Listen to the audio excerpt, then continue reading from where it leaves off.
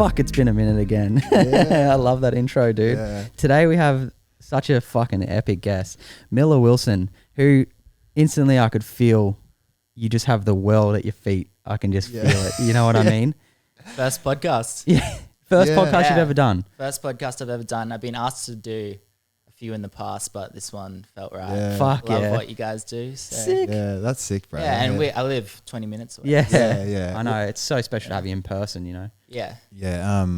Yeah, it is much better with the cameras and everything in person compared to over Zoom, because you get to actually be around the person's energy. Yeah. And man, like, you telling me you're from Mulaney, is like, he's from Mulaney, you know what I mean? yeah. If Mulaney was a person. Yeah. Chiller. yeah, fully, yeah. I guess, like, what would you say is the first assumption you got when you meet someone, Jake? What would you say? Well, because I watched a bunch of his channel and stuff like that, and just gentle, kind energy and authentic. Yeah. And that's like, how old are you? Thank you. I'm 20. Yeah, you're so young still, man. Like, that's what I mean. You got the world at your feet. Like, it's crazy. Yeah. And so sick.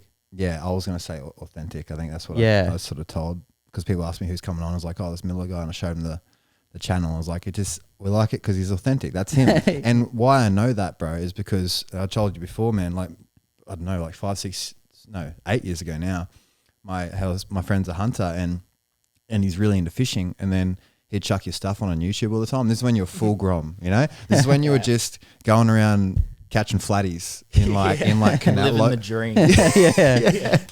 In like when life was easy. Yeah. In local canals, and now you're going to Borneo and Cape and crocodiles and king cobras and stonefish. I saw one the other day, man. That was the sickest stonefish video too. Yeah. What I liked about it as a thing that's different is that you showed the way it. You put like a thong or something on it. Yeah, it was a thong. We found it on the beach. So that one was over on, it's an island just off like 1.5 Ks. Not a Old Woman Island. Old Woman Island. Yeah. So we kayaked over there, me Sick. and my two mates, and we were exploring the rock pools around the other side. Yeah. And seeing two of the biggest stonefish. We called them footballs because they were literally the size of footballs. And caught them. We found a thong that had been washed up on the beach. Yeah. So I just thought, you know what? The universe has put these two things here. Yeah, dude. And it fully worked. It worked, yeah. Well, that's what happens when you get stung by a stonefish. Yeah. Even if you're wearing reef shoes, they won't protect you because their barbs are really strong and True. And when you catch a stonefish, man, how do you approach catching a stonefish? So first off, I don't recommend anyone should do that. I'll put that as a disclaimer. But they're only dangerous because they got 13 dorsal spikes along the top, which has 2 venom sacs on each of the spikes. And venom, right, is something that really fascinates me. There's all different types of venom. Some venom, like with venomous snakes in Australia, you'll feel drunk when you get bitten. Yeah. Kind of drunk, but you will die eventually because the toxicity of the venom. The stonefish, you just feel pain. You won't die from the toxicity of the venom. It's just pain. Yeah. More pain. Yeah. It's meant to be one of the most painful things in the world. People talk about. Oh, definitely. Yeah. Definitely. Have you ever been hit by anything? Never like anything deadly. Yeah. Lots of mildly venomous snakes, non-venomous snakes. When we were over in Borneo, our guide got bitten by a crocodile on his No way. Oh my God. Yeah.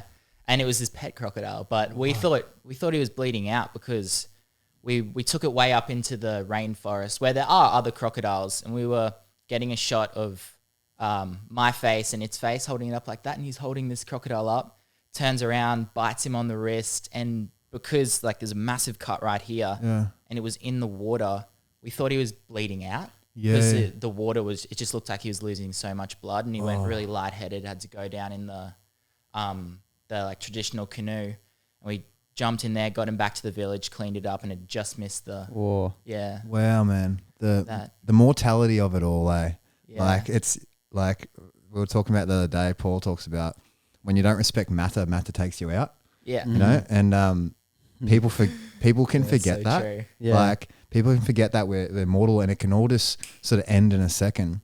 Like in that example, man. And it's funny, like I was reading a story in bed, like woke up this morning, shouldn't have been, but I went on my phone and read this story about this dude that was going to see these bears every year in Alaska. playing with these wild bears. Is and that shit. the grizzly man? Yeah, it's the grizzly man. Yeah. You should watch the documentary. I haven't seen it. Yeah, watch it when you get home. And then all of a sudden, one just eats him alive on audio, And then his girlfriend. and his girlfriend, man, and Whoa. and that was the end of his life. You know, like Holy shit. just thought Yeah. different. You know, Yeah. thought that we forgot that it's all animals and especially Complacency. reptiles. Yeah, Yeah. complacency. Definitely Yeah, kills.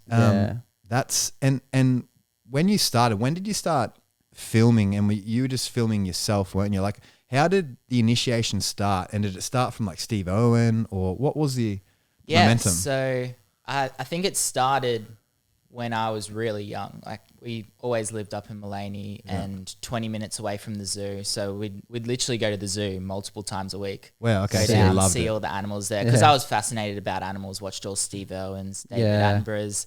I don't know if you've seen the show Deadly 60. Steve Backshall, Yeah, like back in the day. Yeah, back in the day. Yeah. And yeah, growing up, that's all I wanted to do. Like, I thought it was the coolest thing, going out into the wild, catching snakes, catching turtles down my creek. Yeah. And originally, I wanted to be a footy player. Like, I was so into rugby league, and I still love kicking the footy and stuff. Broncos or? Yeah, Broncos. Yeah. Premiership this year, hopefully. And I broke my nose at one of the footy games, and I was always going to school injured, twisting my ankles, like limping around. And Dad's like, do you just want to, instead of going to training and going out and playing footy every weekend, do you want to go fishing and go catch animals? So that's kind of where it all started. And then when I was 12, I got a GoPro for Christmas. So I just used to take it out up my creek and catch all different type of animals and post them on YouTube. And I guess people saw the passion that I had for it when I was 12 years old. Yeah. There's no like faking that. Yeah, When you're 12, it's Yeah. just all you want to do, and it's all I was doing. Yeah. For sure. So yeah, started filming, got a bit of traction. I actually, you know, Steve Harvey? Yeah, he's on Family Feud over in America. Yeah, he was doing a show called Little Big Shots, and they saw one of my videos when I was 12 years old. So it went from me catching a turtle in my creek to getting flown over to Hollywood No for a way. week, getting put up in this like apartment, going on a show with Steve Harvey in What? front of all these people when I'm 12 years old. Holy Just, shit, like, dude. in a massive audience, just Wow. like that. From within a couple months of starting my channel, came back over to Australia, filmed a lot more videos that went viral.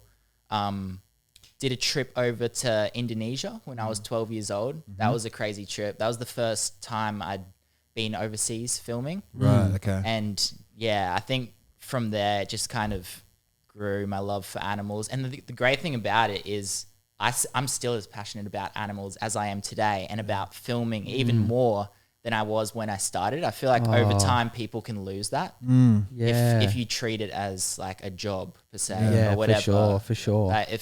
If I wasn't doing this as my job, this is what I'd be doing in my spare time anyway. Yeah. Fuck, This is what I that's do cool, in man. my That's spare cool. time. Like, after I finish filming, I'm not gonna go home and go on my phone. I'm gonna Go do shit and fucking go explore catch the world, man. 8 stonefish. Yeah. Sick, sick. Wrestle a Is there any crocodile. like, you know, crazy animals that you want to like? I've been to South Africa, man, and that place is just like freaky. Yeah, I like went- the animals. I went to South Africa when I was 12. So this was 12 was a big year for you, eh? yeah, what How didn't did I you do fit when I was that 12? Here, there, and everywhere. Yeah. Yeah, it might have been 13, honestly. I feel like just easy to Oh, just pack it dude, all in. for sure, for sure. Yeah. What was it like for you over there, like seeing you know, lions? It and was fucking, crazy. We got charged by an elephant in Kruger National Park. What? Yeah. We're in a car, but still it's running down the road, flapping its big ears at us and stuff, Whoa. seeing lions, rhinos, hyenas. We were staying in a place called Marloth Park where the people live alongside the non-dangerous animals. So you're walking down the street, there's a giraffe walking past you, swimming in the pool, zebras come and drink out of the pool. What? Yeah. Yeah. That's so sick. It's an incredible place. But I would love to go back there and actually film, because I didn't do too much filming when I was that age. I just yeah.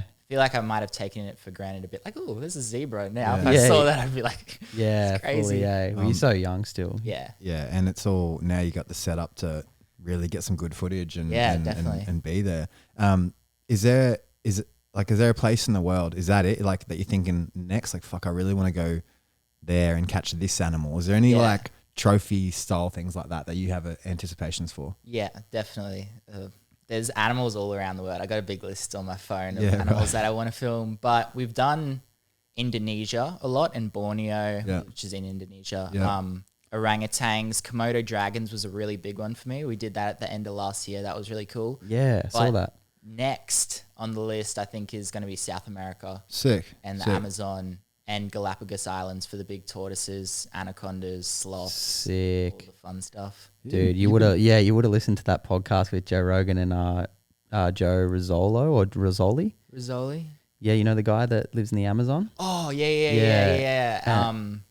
It's freaky, man. Yeah, some of his stories. Yeah, he's caught the biggest anaconda ever recorded. Is that the one he was like, yeah, I couldn't get my hands around. Yeah, and he's like, that one, he goes, that would have been like 28 feet, but the one that he caught was, I think, was 18 and a half feet or something like that. They got a photo with. That's the dream. Yeah. But fuck, man. I don't think that's many people's dreams, but that's sick for you. That's crazy. But man, you could do anything. Like you could do anything. You could fucking, and I can imagine you're just going to do so much good in the world with what you're doing. Well, that's it. Yeah. Hey? Like a lot of my videos, I'm not flying over to Borneo thinking, I might make money back for this trip. I'm flying over there to film the orangutans because I believe that these videos need to be out there in the world. People need to see what's going on with the deforestation and even just connections with you and different animals. Like I've had people comment saying, oh, my granddad's always killed snakes. My dad always killed snakes. But through me watching your videos, now they don't do that anymore. So that stops all of the next. Yeah. Fully. And that just has like evolution. A domino pattern, man. Yeah. Once they're just educated. Yeah. And even just as simple as like being a good human. Like, for sure. Yeah. Not that hard. And when people see other people doing that, it's good to inspire people. Just to fuck yeah. That's the whole thing. I don't know how, but it always does happen somehow. If you put enough out, enough comes back. Yeah. What sort of hate have you would have obviously copped hate for people to even get you to grab animals and shit like that. Like, do you get some of that? Like maybe from definitely. Like ever since I was 12 years old, I've got like people who don't really understand what my visions are. They think you're like taking advantage of these animals, but I believe that people need to be educated about them. And you can find a stonefish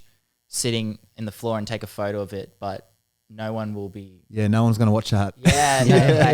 But if you pick it up and teach people like these things are around, this is their dangerous. Like, this is what's dangerous about them. And fucking oath. Yeah. And how only 2 days ago, I was just for some reason researching orangutans, and you just don't realize how strong they are, right? You're like, they don't look.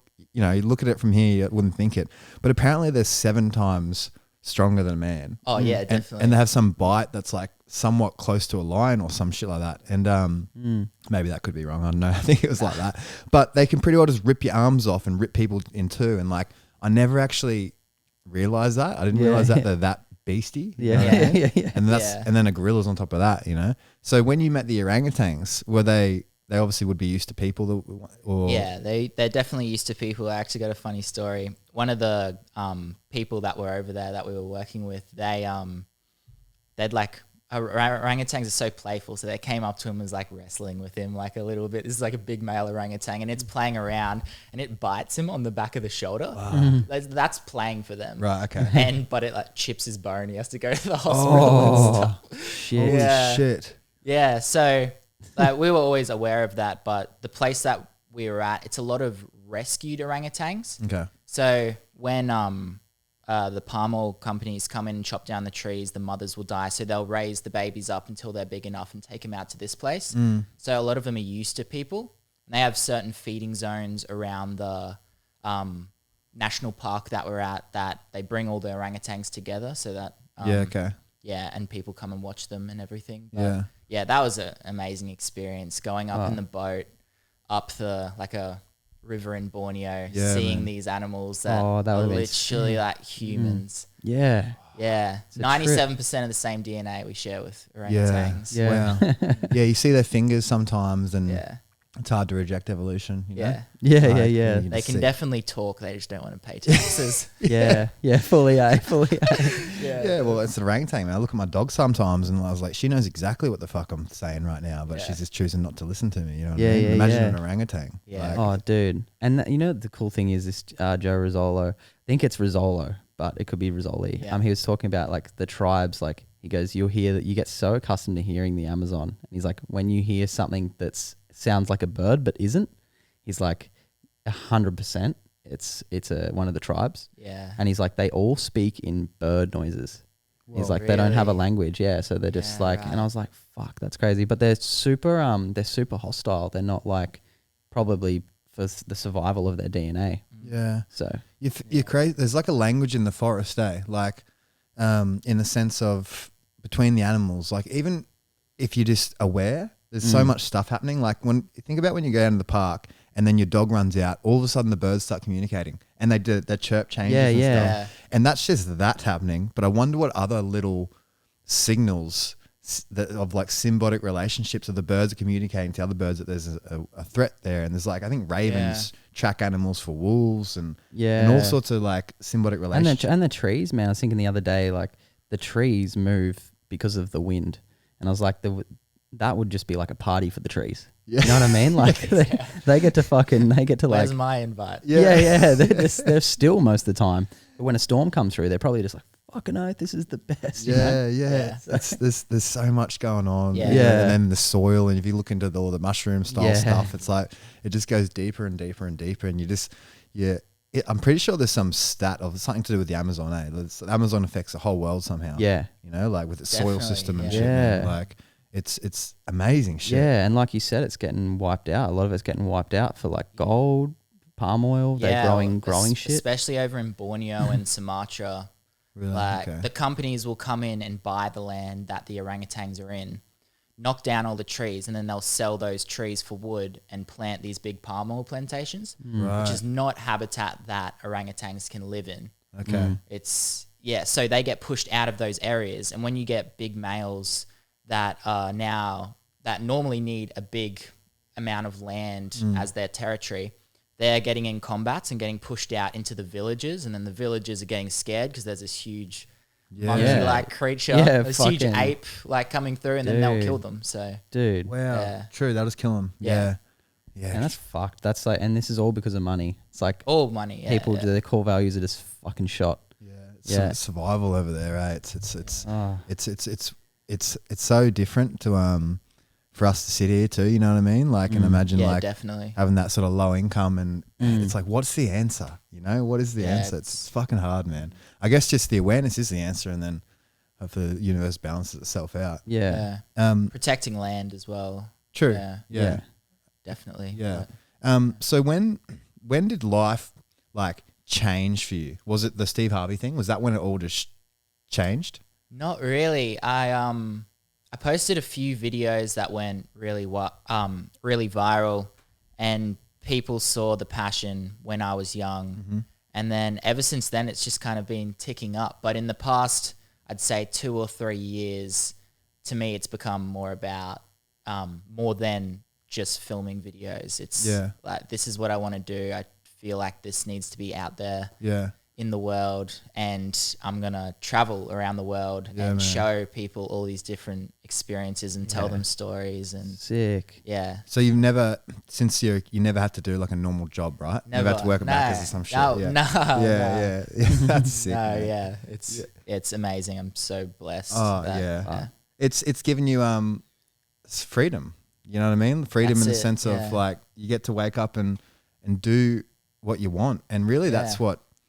Like, you know, what we all should do. It's what people should definitely strive for. 100%. Yes. Sure. Not, you shouldn't say should do. I think it's like, it's what you should strive for. If you find a passion that you love and you can because that's the key to life, right? Yeah, you got to find a passion that you want more than you want to breathe. Yeah, 100%. Yeah. And that for me is definitely nature. Like I feel that and music in my deepest currents kind of thing. Yeah. So they're two things that I'm definitely gonna. What sort of like instrument or? Yeah, guitar. I was in the studio yesterday recording actually. Fuck yeah. Sick. Yeah. Dude. But I've been writing an album over the past few years. Fuck, man. Cool. Yeah. That's sick, man. Yeah. Fuck, how cool is that? And you can put that, you can use the music for your videos. That's it. That's the shit. hardest part, finding good copyright-free music. Oh, I know. videos. It's so rough. And even just doing that, like taking that leap, and for is, sure, is so respectable, you know, and because people don't do that shit, man. And it's and it gives you that edge. Like this guy's got his own music on his own videos. Like, who is this guy? You know what I mean? Like that's the sort of different shit. Like it's sort of similar to why we did well. Like Jake said, the bodyboarding thing. Like I have I went to prison years ago for some dumb shit. Yeah, and that's the edge. Yeah. And now we're into health, obviously. But it's instead of like just going to uni and then getting into health and just talking about the same shit, like it's nice to have that story behind you. Yeah. You know, definitely. and that's why people listen, man. Yeah. So what about like your mother's role in all this? You know, like she's always worried about me. Yeah. My parents definitely understand that this is what I want to do with my life. Yeah. And it's not like I'm taking crazy risks all the time and just doing a bunch of dangerous stuff. Like it's always calculated. When I was working with the king cobras over in Borneo, Dad was with me. He was filming for me. Yeah, even when I was 12 years old, he was filming for me, like filming me kiss a big cobra on the back of the head. Yeah, in the that's part scary, of Indonesia. Dude. Yeah, so they've always been really supportive, and they know that this is what I'm passionate about. That's fucking everything, isn't it? Hey? Definitely. Yeah, definitely. Yeah. Having parents that support you, hey, it's like, it's so important because I've seen it. Is stifled the word? Snuffled. Like I've seen parents where they tell their kid, don't do that because this can happen, and they'll just go straight to the negative. And you can watch the kids almost level of like stoke just like drop a little bit. You know what I mean? And same thing, like I'm doing it because of my dad, man. My dad got me into the Czech stuff. He said, you can do this. And I never even thought about it. I was like, oh, okay. So I started studying it and I met him and shit. And then my whole life just completely changed into the same feeling of like amazing. Freedom. We wake up, I choose to work with people's bodies. Like it's because I want to, but we don't have to because obviously we sell stuff online, but we're still choosing to do it. That's why I know we're on the right path. That's why it feels so good in the heart in everything we're doing. And have you dealt with any health issues or anything doing the whole overseas, like parasite stuff or like injuries while you're walking or anything sketch? Not really. I've been pretty good. Like I got bitten by a venomous snake while I was over in Borneo. It was mildly venomous species. And how did that feel? Like, were you like... No, that was fine. It was funny. So we went out in the river in a boat looking for these, they're called mangrove cat snakes. So they're mildly venomous. And we're in this crocodile infested river in this boat cruising up, shining up in the trees, looking for these snakes, which are the most beautiful snake I've ever seen. Like yellow and black stripes. Under a full moon, he was saying that the villagers out here don't go near these snakes and don't catch them because they believe they carry black magic. Before we were doing this. And we spotted one up in a tree. So I climb way up this tree, grab it out like above the croc water, come back down, jump in the boat. I'm holding it. And this snake's like turns around and is looking at me dead in the face for 2 minutes, just staring at me. Felt so crazy. Whoa. And while he's doing that, our guide's like, oh yeah, someone got bitten the other day and nearly died out in the river. I was like, you tell me this now. Yeah. But he had an allergic reaction to the venom, which is something that can happen, but it's really rare. Right. So a day after that, we found another one while cruising up the river. And yeah, I was picking it up. It bit me on the thumb, released it back into the river that we caught it in. And the funny thing about them over there is there's no anti-venom for a lot of the snake species. Yeah, there's none. There's none. They often give you the wrong one. Yeah. Oh, really? Yeah. Yeah, man. It happened to Cody. Yeah. Oh, Yeah, I'll tell you a story after Yeah. you. Yeah. So they use like, I guess, natural ways of treating the snake bites. So our two guides that we were working with had been together bitten by 2 king cobras and about 3 spitting cobras, which are both snakes that can kill you. And they say every time they get bitten, they always carry garlic on them. Right. They eat heaps of garlic to apparently boost their immune system or something. Wow. And then sit there, don't move, and breathe it out. And they say it gets really hard to breathe from a king cobra bite, but they've survived every single one. And I guess if you're in that situation where you don't have anti-venom, you're better off trying everything that you can.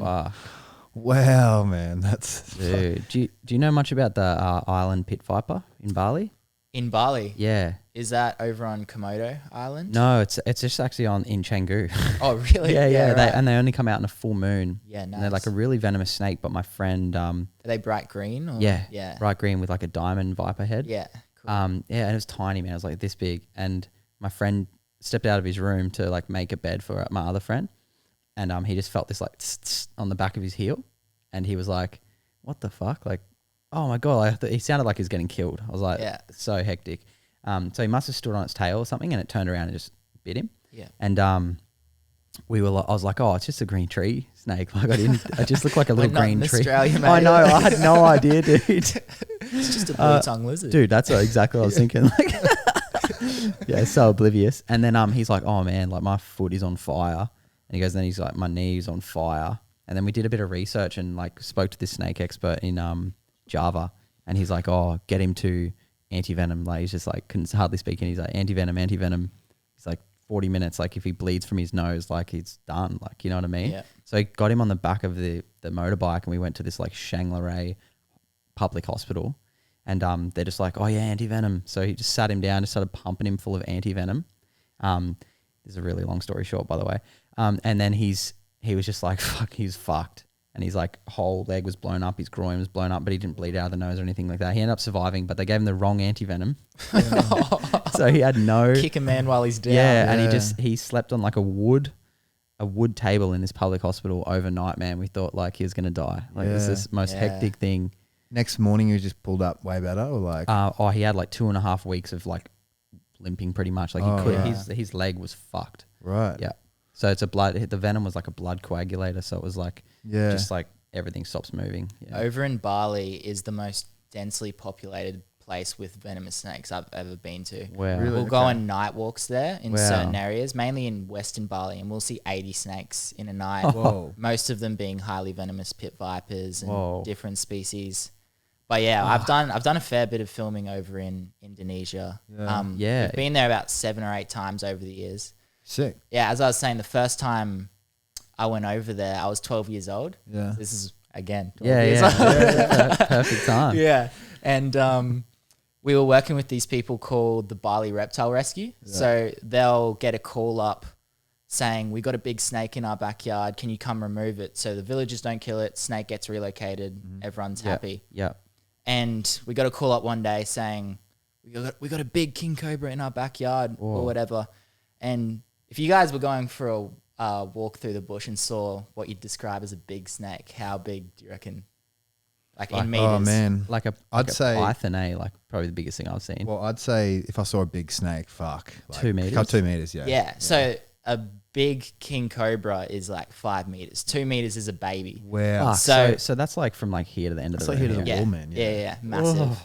That's freaky. Yeah. So we got to call up someone saying, we got a big king cobra. Like, oh yeah, sure, mate. We'll go there and it's going to be another 2 meter one. Yeah. And we get there, it's a 4.2 meter king cobra. Wow. Whoa. After we measured it, this thing's huge. And our guide who was working with us grabs it behind the back of the head, and we go in to relocate it. And before we go to relocate it, he says, do you want to like play with the snake a little bit? Because there's all videos of people picking up cobras, touching them on the back of the head. I'm 12 years old. I'm like, yeah, let's go. Let's go play with it. And we pull up at this park, get the snake out. It's just going off. Finally calms down, and I end up kissing it like 3 times on the back of the head, touching it on the back of the head while my dad's over there filming. Dad even touched it on the back of the head. I was like, yes. That's psycho. And a month after we left Indonesia, the guide who was teaching us how to do this got bitten on his pinky by a king cobra, and he wrapped it up, got to the hospital, and they unwrapped it at the hospital, and he just died. Whoa. Oh, man. Yeah. He was a great man as well. But it just, what that showed me is how quick one mistake can go wrong. So this time when we were, because we went to Borneo a few months ago, and Dad came over there with me as well. And after knowing that, I was like, if I get bitten on any of my fingers by a king cobra, you got to cut them off straight away. Yeah. Don't mess around. We're way out in the jungle. We were staying in places. We got in the boat, went way up the river, and stayed at a village where the kids had never seen white people before. Wow. So I'm sleeping on the floor in this little hut and there's 20 kids looking at me as I'm trying to go to sleep. I felt like an animal at a zoo. Whoa, dude. Yeah. That's trippy as. But we were so far out into the middle of the jungle that, yeah, if anything went wrong, you've just got to be ready to do that. And he's like, what if it bites you on the hand? I was like, nah, just leave me. You're not cutting my hand off. Yeah, for sure. So you can do like, what's it called? Like pressure bandage. That's what you do, bandage, hey? yeah. But still, there's no anti-venom over there. Yeah, and you still like, it still slowly, it just slows the spread, hey? Yeah. So that's why. It just like prolongs your life kind of thing until you can get to treatment. And that's like king cobras are deadly, but the deadliest snakes isn't it here in Australia, the western. Yeah. So the most venomous is the inland taipan that lives way out west. I've been out there. I've seen a couple of them. They're gnarly looking snakes. Are they aggressive? They're defensive if you get in their face or whatever. But if they're not going to come and attack you. Anything. But the deadliest snake in Australia, we've got it around this area. There's actually a lot that get removed from around here. Is eastern brown. Yeah, they kill more people than anyone else in Australia. But out of hundreds of venomous snake bites every year, around 2 people die. Because we have anti-venom. Yeah. Right. Overseas, it's not like that. No, it's like... the numbers are crazy. If you start looking up like India and Indonesia. Right, so that's why. Yeah. All anti-venom and education. Yeah. People. Yeah, man, because everyone's got a brown story. You know, we've all nearly stood on a brown at some stage in our life. Cody got bitten by a brown as well. Did he? Yeah. Really? Oh, yeah, and he got a dry bite. Oh, and lucky. he survived, man. And what do you mean? Didn't put venom in him? Yeah. But it bit him. He's in the paper and everything for it. So weird. He's been bitten by 2 snakes, venomous snakes. Yeah. Unlucky. Maybe lucky. He's very, very lucky, man. He's like got an angel looking after him or something, eh? Yeah. But it's crazy. Yeah. I got another mate that got done by a stonefish twice. Really? Twice? Yeah. Happy Valley. He didn't learn the first time. Is that Steven? Nah, Tim. Happy. You know how Happy Valley? Full of them, bro. Yeah. So I got a spot there, which actually last night I went snorkeling in the rock pools looking for stonefish by myself. Whoa. Didn't find any. I'm going to go back out tonight. But there's a place around that area that you were talking about. I won't say where it exactly is. But where there is no way you couldn't stand on a stonefish. Really? If you walked through this one passage, which it's next to a bunch of buildings. It's about maybe 2 meters wide and 3 meters long. I went there one night and within about 2 by 3 meters found 8 stonefish. Wow. All sitting there.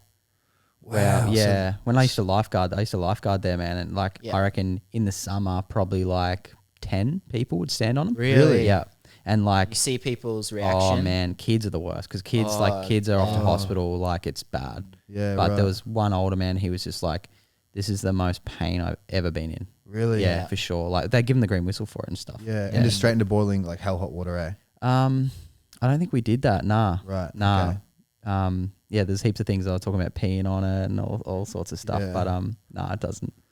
Fuck, dude. Like I'm pretty sure you just apply pressure and then call an ambulance. Yeah. Yeah, and you just like prepare yourself for hours of pain. Yeah. Have you you would have watched like Andrew Uckle's stuff before, right? Yeah, man. He's another reason why I started posting videos back in the day. Oh right, okay. Yeah. I loved watching his stuff back in the day. I love the creativity of his shit. Like, what is he? He gets a fucking dead emu and wears it, and then sneaks up on kangaroos, and then catches kangaroos with it and shit. Man, it's so crazy. And That's then cool. A genius in his own. Yeah. And what I've realized from him, it's like he uses persistent hunting a lot, right? And when you look into the evolution of hunting and the brain and everything, right, it all started with running down animals till they couldn't run anymore. And we forget this, that we are the best runners on earth and over distance. Yeah. You know what I mean? Which Over is crazy. distance, Which is 'cause we can crazy. sweat. Like apparently like we'll outrun a horse eventually. You know what I mean? Like they'll just do sprints and then they'll like stop, and obviously we can sort of set, this is going to be a long run. Let's run in a certain way. Other animals just going to go hard till they get tired. And it's a really cool, I feel like you'd be into this, and like of why we evolved with running is because we're the only animal that runs in the transverse plane. So you notice that every other animal, they'll run sagittal, they'll push off the ground and then they'll land, and they'll push off the ground, they land. So they got to fight against gravity. Yeah. We actually, if we're barefoot running like we evolved to do, we have a little like hop, and then our torso twist, and then it gets us through in a hop and our torso twists. So that's why we use free energy basically to run when every other animal over distance, they'll just get tired and tired and tired. So basically, the reason why we're sitting here right now with all this technology is because we evolved to rotate through the upper spine and run down animals, man. Crazy. Like crazy shit. And then they go into concepts of like planes of movement. And there was one stage that, if you think about the first, other animals don't think about future and past, right?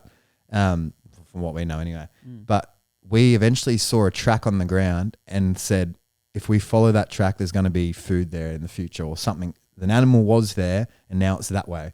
And that was the first, well, who knows, one of the first future thoughts as a man, as a human, you know what I mean? Which is crazy shit. Have you ever messed with any like brown snakes or anything like that? Nah, so in Australia, you're not allowed to catch any native animals. Oh, true. Yeah, okay. So you're not even allowed to catch a kookaburra.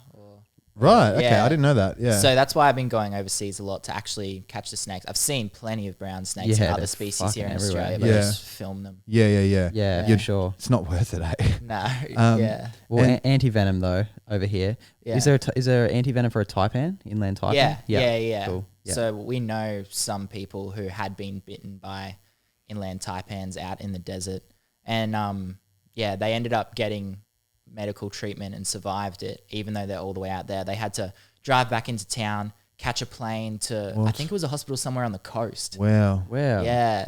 After getting bitten by the most venomous snake in the world, and they survived. So Holy shit. yeah, it's just important to know, especially if you're going for bushwalks, the correct first aid. Wrap it up with a compression bandage, stay still, call for help, don't move around or freak out, just breathe, lower your heart rate. Yeah. Because once that venom spreads and gets up to like your heart, it'll pump through, and that's when It Right. goes bad, So is it thicken the blood? Do they all Some sort of do do. that? all different They're all types. different. Yeah, Right. all different types. Wow, okay. Fuck, I never knew that, hey. Yeah, like some are There's neurotoxins. Myotoxins. Yeah. So that attacks the like muscles, heart muscles, and yeah. whatever. And just shuts it off. Man, that's... Yeah, and then coagulator, so it just like thickens your blood so it won't pump through your heart. Do you remember did you ever see the old Vice show of the dude that got off on getting snakes to bite him and shit? Yeah. Like Do you the remember black that dude? members and stuff. Oh, he did get a black mamba. Yeah, he'd like get the venom and prick himself and shit. Yeah. And thought...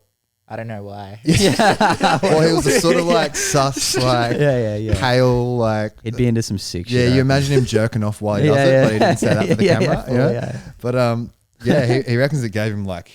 It doesn't make sense, right? Food gives you energy, you know what I mean? Man, Definitely don't recommend it. You'll probably die.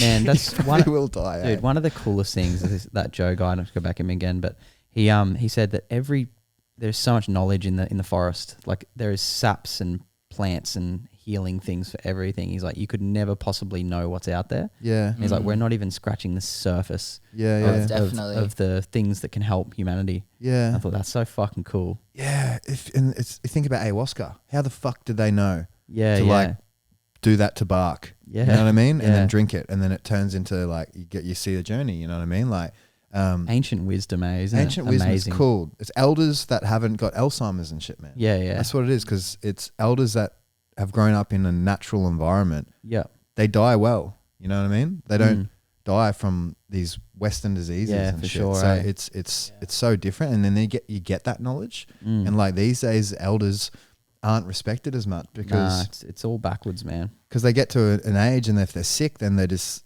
you know what I mean? Retirement it's home, like it's like just like burden. Like that's the way it views. It's like a burden almost, Yeah. but really, it's like fuck. They should be they They should be usually looked they have a after. purpose. Yeah, for sure. Because you see that, like, I got Honey, my new dog, right?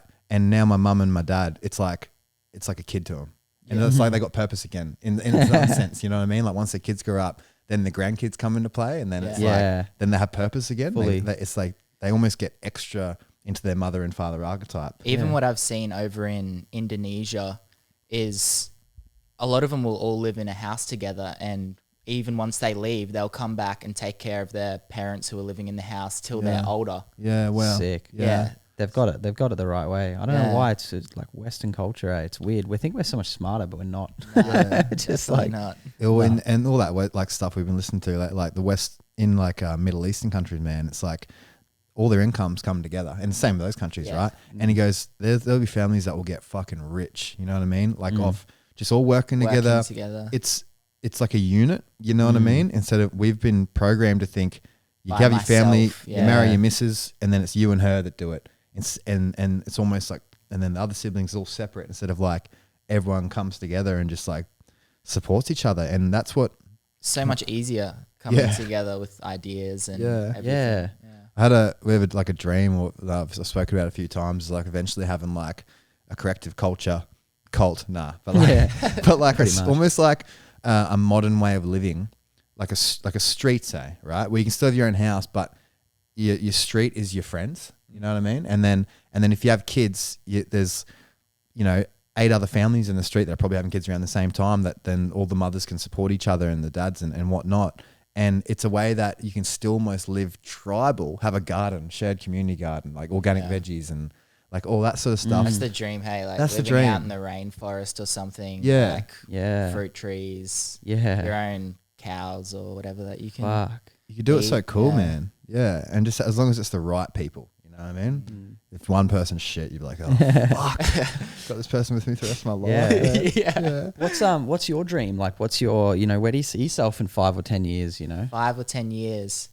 So in 5 or 10 years, I want to have traveled around the world filming animals, which I'm on the right path there. Fuck Like, yeah. There's so many animals that I've ticked off even in the past few years that that I've got the pleasure of filming with and everything, but want to be touring around, making music, doing live shows. Sick. Yeah. Sick. That's such a cool contrast, like you could just And you would play at Splendor one day, bro. Yeah, one day. Yeah. One day. Yeah. That's the dream. Like, I imagine, pretty big dream, but being in front of 50,000 people playing. That's sick, man. You have to Fucking show us A. some of your stuff. I will. I got a demo. I'll show you Sick. after. That'd be sick. Yeah. Sick, man. Fuck, that's cool. Big dreams are the ones that scare you the best, Yeah. Yeah. I think Chad actually shared something on his story. I might butcher this, but it was like, create unrealistic dreams so that on your path to achieving them, you become a person worth becoming. Yeah. Which is so Sick. true. Yeah. Fucking oath. That's spot on, eh? Yeah. That's spot on. You might not, it's like if they're that crazy, you might not get there, but you're going to get somewhere, and it's probably going to be fucking close. Yeah. Or It's you're going to be better get it. than if you... Yeah. I know. Yeah. You shoot for the stars, land the moon. Yeah. So it's like, that's so cool, man. And it's cool to see that just a local Aussie kid has done it, and that the world's obviously responded to, and that the fact that you pulled it off on YouTube, man, in Australia isn't huge on YouTube. Australia's like Instagram and that. It's all an American market, Yeah. And obviously I'm sure a lot of your following is American, Yeah, I think recently, since I've been doing a lot of videos over in Indonesia, the Indonesian audience has jumped right up. True. But it's like, I think it's half American, 30% Indonesian, and then the rest in Australia. Wow. Okay. Some Fuck, scattered that's around. cool, man. Wow, man, that's what you want. Yeah. That's what you want for sure. Yeah. Yeah. I didn't know most of it would be American. That's sick. Yeah. Like, you and got to do some more shitting with some gators. Yeah, I know. I've got the good thing about I've been filming with so many different people who come over, and I've helped them out, that when I go over to different countries, I can be like, all right, your turn to take me out and catch some alligators. And Dude, fuck. yeah. Dates and bears and shit. Yeah. Man, bears are the Rogan. only bears are the only ones that kind of scare me. Hey? Yeah. Fuck yeah. They're gnarly. dude, You can't really get close to them. Like, No. they're like the biggest thing like around. Like, you know Yeah. what I mean? There's no other land animal that would compete against them. I remember I had this chat with someone recently. It was like silverback gorilla versus grizzly bear. Grizzly bear. Yeah, and then you put the weight up. It's like it's got next fucking 200 kilos on it or something. Yeah. shit, I and that reckon claws. a grizzly would beat 2 silverback gorillas. Yeah, for man. They're sure. huge. Dude, a one swipe. You know what I mean? Yeah. Just one. You forget that they got claws. The claws in itself is so insane. And then you see those videos of guys getting mauled. Like that guy's like, "This is what happens in bear country or whatever," and his face is just like half off and stuff, and they just Yeah. like in shock. And this shit happens all the time. Apparently, like you get eaten alive from a bear. I like crocodiles. To me, are probably the scariest animal.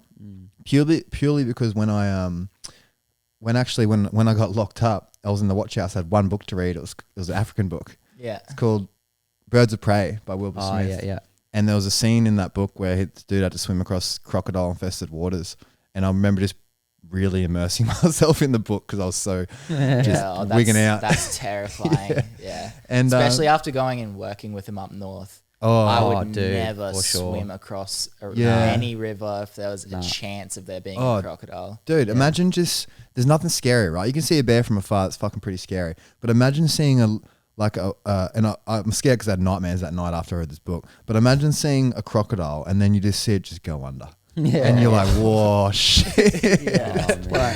That's as gnarly as it gets. And they're in Australia everywhere. And I've actually never even seen one besides Australia Zoo. So I did a fair bit of stuff in Cape York filming for do you know the Mad Hueys? Yeah. Yeah, so I was filming some stuff up there for them, and we flew over this on the chopper. Actually, it was in Darwin, and we flew out west to go barra fishing, and in a chopper. And man, we flew over this one farm where I shit you not, like it had this massive like big open pond, and obviously there was crocodiles there, and the cows were getting taken. So I reckon there would have been 1,000. I've got footage of it, man. I reckon 1,000 minimum. Wow. Crocodiles all together in this big, massive like lake pond thing that you can see from the chopper, and then just cattle as far as the eye can see. Just food. Dude. Yeah. Aren't they not, can you not hunt them now or something? Crocodiles? Yeah. Nah, they're really protected. They're really protected, Yeah, right? they're really protected. Because they were hunted to near extinction. It was estimated that there was a few thousand crocs left in the wild. Right. And then they protected them in the late 70s or 60s or 70s, something like that. And then their numbers are boosted right up. So in the NT, their numbers are plateauing. So they're not increasing or decreasing. They're at a level that the environment can sustain. Sick. In North Queensland, they're still creeping up.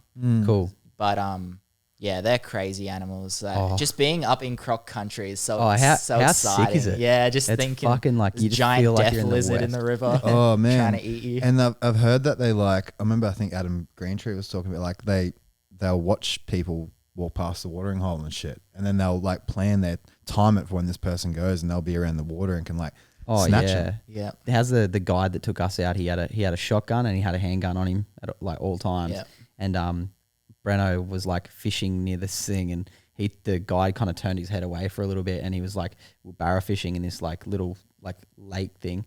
You know how the tides rush out? They're like fucking 9 meter tides or something up there. Okay. Yeah, so it's rushing out pretty quick, blah, blah, blah. But there's all this sticky mud, like he's up to here in mud.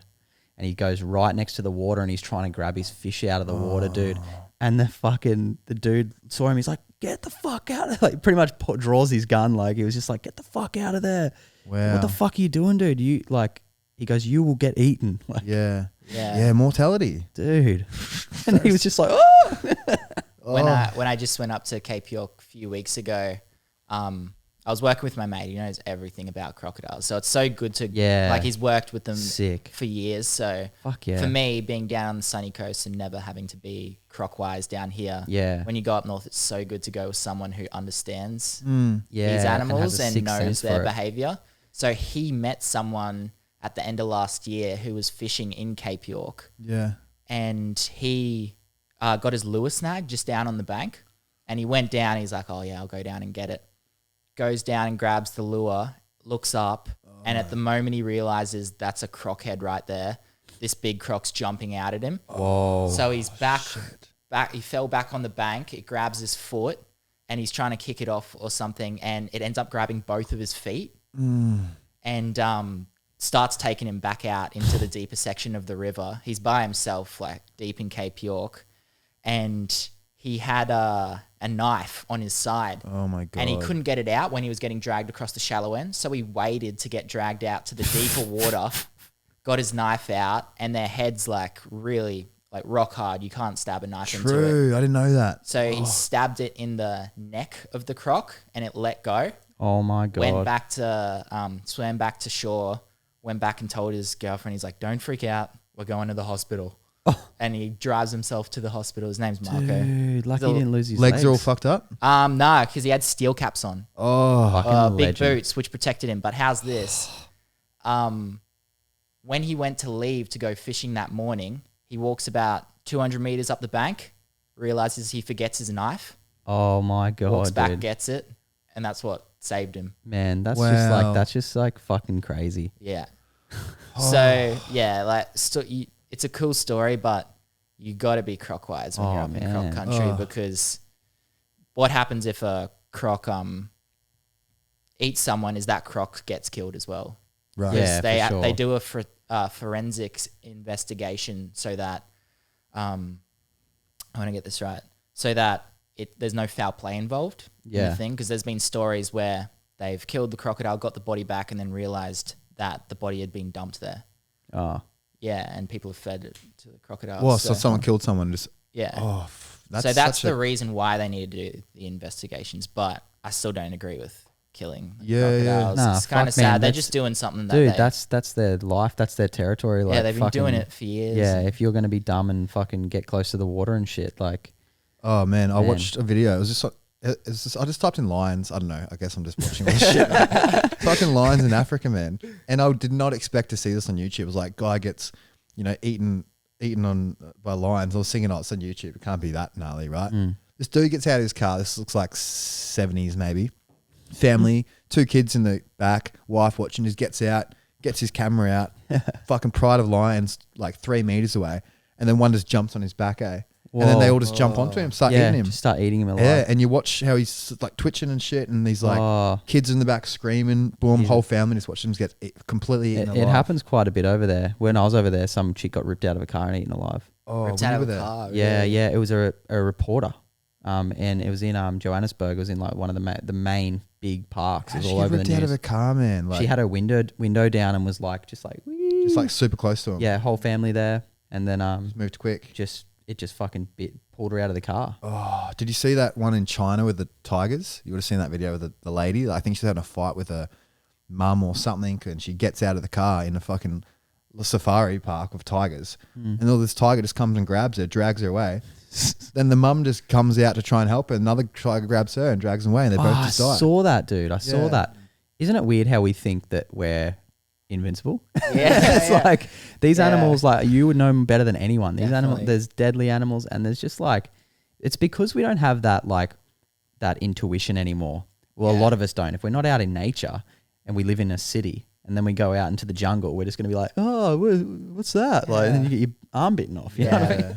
Apocalypto style, man. I'm at peace with this forest. That bear won't eat me. Yeah, fully. Hey, yeah. No, exactly. me and this bear, we understand each other. Yeah, dude. That's what that guy thought. Yeah, fully. Yeah. The animal kingdom is fucking brutal, man. When we landed on the chopper, man, and I listened to the sound of like things happening out there. I could hear crocs. I could hear fish. I could hear things getting eaten, pigs and all sorts of stuff. Like, like Cape York is so full on for that kind of stuff. Yeah. It's like, holy shit. Beautiful land out there. Fuck, though, it's like the most stunning land. And how beautiful are the Aboriginal tribes that still live out there. Yeah. Like they're living, like you can't even access them, man. And they're out there thriving. Yeah. It's crazy. Yeah, man, amazing. I was thinking, once I'll find some local property, I'll chuck it out. What would be sick, I'll get my mate, if you're keen to come along, and because I want to take my girl, Honey, for the first tracking, like get her to track a deer, bro. And because they just do it in their breed, I think, anyway. But she just loves it, man. Like I told you, I dragged the meat all the way across to, that's like, I don't know, a few hundred meters away. Yeah. And I just let her go. I didn't even have to like say anything yet. And she just knew, boom, head down. And what's cool watching a dog track is when she loses it, she stops and she does a circle. And then she finds again, boom, and goes back, circle, finds again. And remember, they just got to get you within a couple hundred meters of the thing. And then she'll point, she'll stop, just get you on the deer track. And what I'm curious about is like, how does an animal know which way the track went? How does she know that the track's that way and it didn't come from that way, if that makes sense? Like, but I guess they sort of, this must be the fresher scent or something. Like, but I think sometimes if you can see footprints in the floor as well, you can leave. That's what I'll do. Yeah. Like we'll find something and go, I'll just go like this, and then she'll know, oh yeah, sweet. And then just track the deer and then get Mickey to take the shot. But how cool that, I've never seen footage of that ever yet. I've seen Whistler hunting, but never where they've actually taken the shot on that, where they just track it and he goes, oh, it's about 50 meters out, 40 meters out, 30 meters out. They start slowing down, and then he goes, it's probably through the trees there, and then they look and there's this deer there, and it's like, that's crazy. Man's best friend. We needed them to survive. Yeah, it's like the whole dog thing. Like Mickey shot a deer once. Yeah, it ran off, and this is where it shattered him a little bit. It ran off, and he couldn't find it. So it obviously died somewhere and he couldn't find it and get the meat. So that hurt him a bit.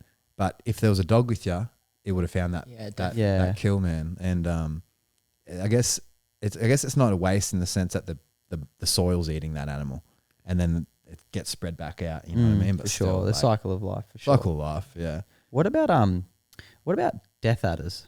Death Adders, Yeah. my favorite. Yeah. So I was looking for one of them for a solid 2 years, Wow. going out multiple times a week, trying to find them, and just nothing. It was that one animal Yeah. that I just couldn't find at all. Are they local? Yeah, Yeah. they're everywhere. So since cane toads have come through, which is a venom or a poisonous species of toad that is non-native, how's they introduced? I think it was 12 pairs of cane toads. Whoa. And now there's tens of thousands Dude, they are a across plague. Australia. And the thing is, they still haven't swept across Australia. Yeah. So they were up north, and as they push further down, all these animals are getting wiped out, and they're still seeing them for the first time. Like down south, cane toads are just coming through. Wow, I didn't know that. Hey. So all those species are getting hit for the first time. Well, the ones up north have kind of rebounded from when they first came through.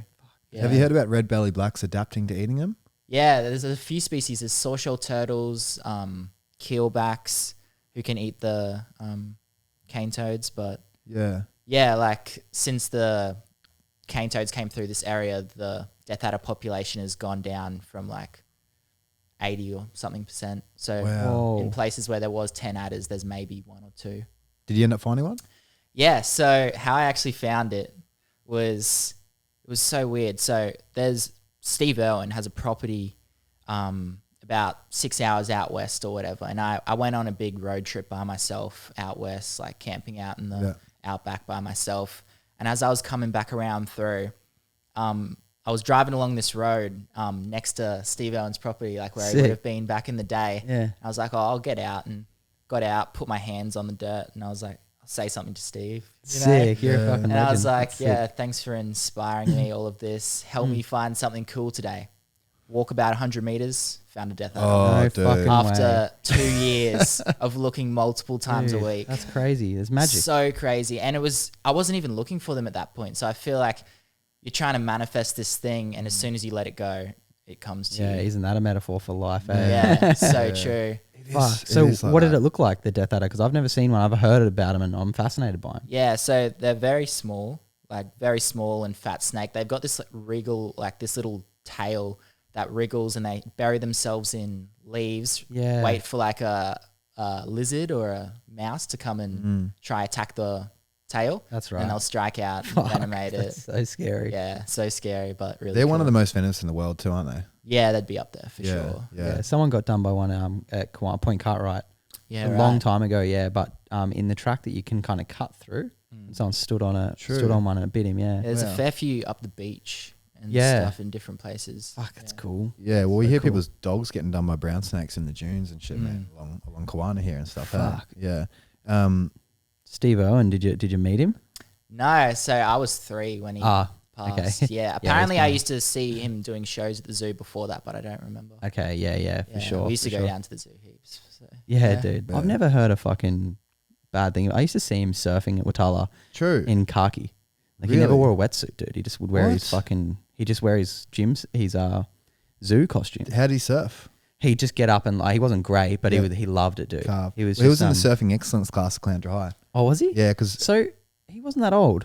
well, I mean, I remember when I was at school at Cloundra, when he passed, it popped up as like the background of all the computer screens at that time True. because we went to the same school, and then That's shocking. and then it was just showing him all young, blonde, surfy, like Fuck. full froth. he's Yeah. the man, eh? Yeah, I remember when Dad told me that he passed away. I was in bed at night, and I just remember crying all night. Yeah. Even at 3 years old. Wow, man. I kinda Wow. understood. That's yeah. crazy. That's Yeah. crazy. Yeah. I remember being on the school bus and thinking, someone told me Steve Owen died. I was like, bullshit, and it was like, it was crazy. It was a crazy moment for Australia, wasn't it? Yeah, it's probably the most like Most for me, definitely Guy, the most like, influential he was death the that I guy. felt like. Yeah. He was just a part of. He was Australia. He represented Australia like better than Yeah, anybody. helped so many animals. And, Dude, he just had a heart of Yeah. gold. Like, yeah. just fucking the man. yeah. He was friends with Andy Irons and shit. Like he Sure. touched so many people. He's just Yeah. like his legacy is the biggest legacy from Australia by far. Yeah. Yeah. Yeah. Fuck, man, that's sick. Yeah. And that story about the Death Adder and how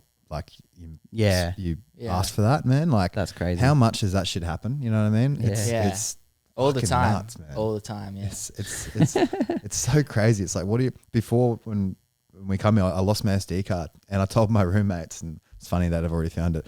I've lost it for fucking, I don't know, months, right? I haven't really looked for it though. And I go, all right, within 48 hours it'll turn up. And then I get here before, and Jake's like, oh yeah, it was in the thing, and just gave it to me like half an hour later. Like, so it's like, what else do you want? You know, like, so you're going to travel the world, man. You'll do it because you got a clear intention of what you're going to do. And if you got a clear intention of what you're going to do, you'll do it. There's nothing that would stop you doing that, you know? And I can't wait to see what your movement grows into from obviously getting the footage of traveling around, but just seeing what comes from it. Well, obviously with your band, like, who knows, you may open a fucking zoo one day. You know, the new Australia Zoo, like. Dude, that's I really see that in your future, like a fucking like the new Steve Irwin kind of thing. A lot of people definitely, I guess it's because I do the same sort of stuff, but I don't think anyone's going to be the next Steve Irwin. No one can be. He's but so unique. I think it's so good that he's inspired the next generation of people like my age and everyone to want to take care of nature and animals and just love going outdoors, because I know how much that's done for me personally. When I'm feeling down or whatever and I go out into nature, it's medicine. Oh, it is. Fucking oath. Well, how are you talking recently? Like, you've just been going for, you know, walks with your whole thing. Like, man, for sure. Touching, like, grounding yourself to nature is like, it's interesting. Like, something heavy will happen in your life, and then you are drawn back to nature always. It's like, you're not drawn to your phone, you're drawn to fucking ground yourself and connect to earth, which is a big battery. So and everything that lives in it.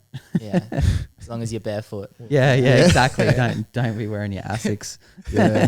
Maybe you'll bring out like a barefoot Miller shoe or something, dude. I'll run that for sure. Just sell air. $100. Man, fuck. Sick. That was a sick potty, bro. Like, really. Thanks heaps for coming on, man. No I can't believe we're your first podcast, dude. It's gonna be sick when you're fucking super uber famous and we'll just be like, nothing, man. That boy. And for the next, if you think about who's doing this in Australia, you're who I think of now. You know what I mean? Of like who's the Aussie, the archetype Aussie, showing the world what we have here, and also just catching stuff, showing the world what the whole world has. And you know, like I said, it's really, when I think of it now, only you and Uckles come to my brain, you know what I mean? Which is crazy, out of a whole country. You know what I mean? And I think it's good that the people who are doing this are inspiring the next generation. Like, I've had little kids come up to me and ask to get photos and start crying. Wow, that's sick. Because they watch my videos and stuff. Sick. I'm like, well, what do I even do? Like, dude. Sometimes people don't realize the amount of love and beauty they bring in this world, even by talking to different people and spreading positivity. That's so true, man. And just everyone has that. There's something in there that people just don't know, haven't found yet, you know? Like, yours is definitely that. I love the body, you know what I mean? It's like, and there's nothing else I'd do, you know? And same thing with you, and same thing with Jake. It's like, we're so blessed to find that. And I know Paul talks about, on average, it's like people get to like 35 before they figure out what they want to do in life. And some people never figure it out, right? So just finding it out at younger age, it's amazing. And then you think, we got such a good life ahead of us if we're healthy too. You know what I mean? If we stay healthy, then fuck, you can use your body well, man. Like, it's so crazy. I ate a shitty meal the other day. I grilled, right? And which is fine. It's got out of the level of things, but it just tightened my neck up. Right? And this is only because I'm super in tune with it now. Like, otherwise I wouldn't even notice that shit, right? And it just feels like you wake up, oh, neck's tight. But now I realize, every time I eat grilled burgers, my neck feels a little bit tighter. Inflammation, yeah. And I'm like, and that, if I did that for the next 30 years and then like crack my neck every day or whatever it would be, you know what I mean? That's when it becomes something and can change all my dreams. You know, if you're sick, it'll change the whole direction of anything you want to do. Like, we got big fucking dreams, man. We eventually want to franchise and change the world from a movement and corrective exercise and health, just empower them to take their own health in their hands and eat good food and shit. But if I was sick, if I even had an ingrown toenail, you know what I mean? That would stop me doing all that shit. Like, I'm a lost cause. So that's why health comes into it. It's so cool. And it's cool that you're healthy, and you're talking about how you're, you know, you're catching all your own fish. You know, it's like, you're living it, bro. So it's really cool to see. And so young, as a 20-year-old man, like, I was fucking when I was 20. You didn't know the fuck I was doing. It's just cool. It's really cool. It's inspiring. It's cool to see like this Arnold Payton guy. I've said it on the podcast before, but when you align your goal with the universe's goal of like helping nature or helping everyone evolve, that's when you feel like you in your heart that your purpose is being fulfilled here in life. Everyone needs that as well, dude. And that's what I feel in you, and I reckon that like that's just the coolest thing, man. So, and you will inspire, and that's your responsibility to look after those kids that are coming up, and they're looking to you now. Yeah. So that's what just spreads it, dude. And fucking that's how you better the world, and you're doing that. Yeah. It's fucking sick. Yeah. All right. Well, much love, bro. Much love. Yeah. Fucking thanks for coming on. Yeah. Man. Legends. Cheers, bro. Thanks for having me.